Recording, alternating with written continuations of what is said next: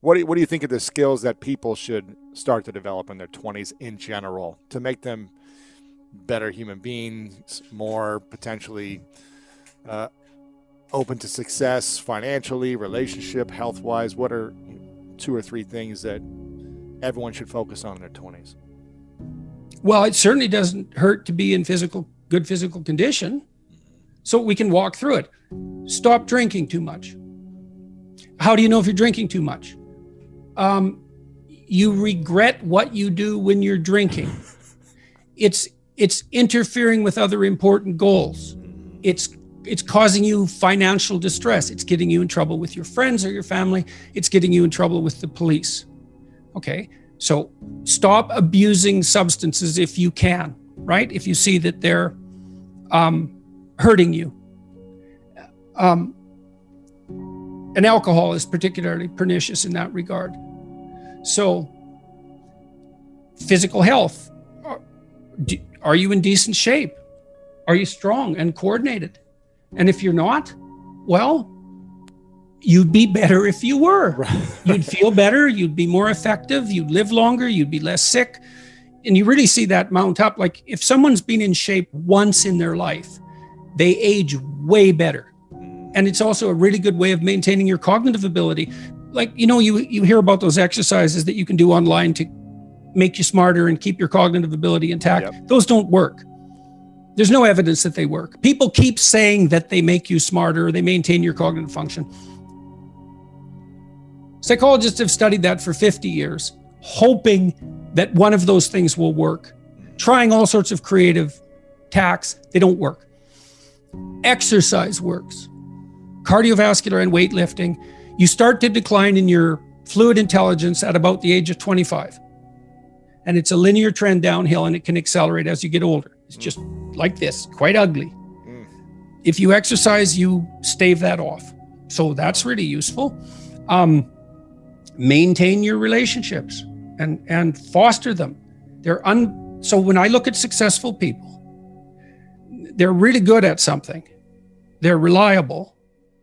Right? You can count on their word. They're generous, and they have a wide connection network, which becomes more and more valuable as you get older. Yeah. So it's one advantage that older people really have over younger people. They have a connection network, and a connection network is huge.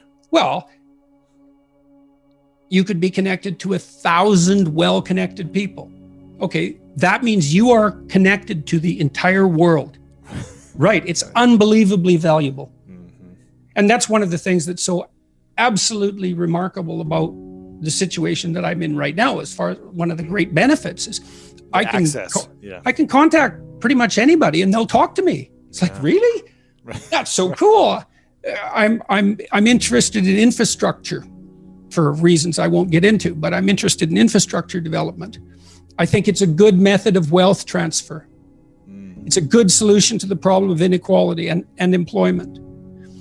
I reached out to a leading expert on infrastructure last week to see if he'd talk to me. I thought, I don't know anything about infrastructure except that it's worn to a frazzle and we should do something about it. He agreed to talk. And having a connection network is of inestimable value. It's huge. Reliability, generosity, you can work on both of those.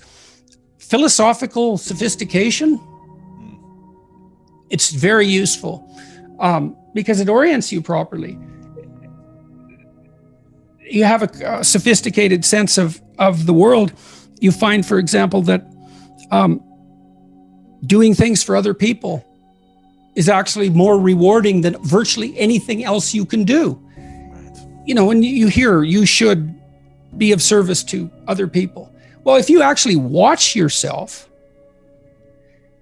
you pay attention to yourself and you do something that helps someone else and it genuinely helps them, I defy you to find another experience that is that satisfying. It's actually quite stunning how satisfying that is. And so that's a very useful thing to realize. Why is helping another person the most satisfying thing for probably most people when they're if they're, out of their ego of like, I want to buy more things to make me happy in this moment. Why is that such a satisfying thing for human beings? There's no better life strategy. I mean, imagine, I could give you a quick sort of technical example. So imagine I take two people and I say, okay, I'm going to give you $100 and you have to give some of it to the person right beside you. And they can either agree or disagree with the split, but if they disagree, you don't get anything. Okay, so a classical economist would say that the person should take the 100, offer the person next to them $1, and the person should accept it because why not? They get $1 instead of nothing. And that's the solution. But what happens is that if you don't offer that other person something close to 50-50, they're likely to tell you to go to hell. Yes, yeah. Very. And then you get nothing. You get nothing too. You think, well, why would people do that? Because they just reject $50 and who cares? And the answer is, well, we don't just play one game with other people. We play a repeating game. And so imagine we did this. So imagine it's a crowd and they're all watching you. And I offer you $100 and you have to share it with the person next to you. And you say, would you like to take $70? And the person says, well, I'm not sure that's fair to you, but if it's okay, yes. But then everyone else sees that. And now they all have an opportunity to pick who they're going to play with next. Well, you're not going to get picked last, are you? Remember what you told me? You didn't want to get picked last, right? I did not. Okay, so what you did was you turned yourself into an athlete. A machine. Okay. That was always going to get first. Okay, great. So, but imagine we expand that game. Yes. And we say, you want to be the person that everyone wants to play with. Yep. Well, then all you have in your whole life is invitations to play. Well, how are you going to be that person? Be productive, straightforward, generous. Make everyone else better around you, and they're going to want to play with you. Absolutely. So there you go. And then you get to play. Yeah, exactly. Well, how is that not the best possible deal? It's clearly, see, so if the ethical argument is put properly, it is by far the most compelling argument. It's like, if you want to have everything you could possibly want and more, then be a good person. Mm-hmm. The better a person you are, the more likely that is to happen. That doesn't mean that you're completely protected against getting cut off at the knees, but there's no better strategy. That's it. And you can even think about it selfishly. And I talk about this to some degree in Beyond Order. Let's say that you want to be selfish. You think that's the best possible strategy. Mm-hmm. Why should I care about others? Okay, let's say you should only act in your own best interest. Well, then it's like, well, what's your best interest? Well, what does interest mean and what does you mean? What's in your best interest? Your best interest. 3 mysteries. What's best, what's interest? Okay.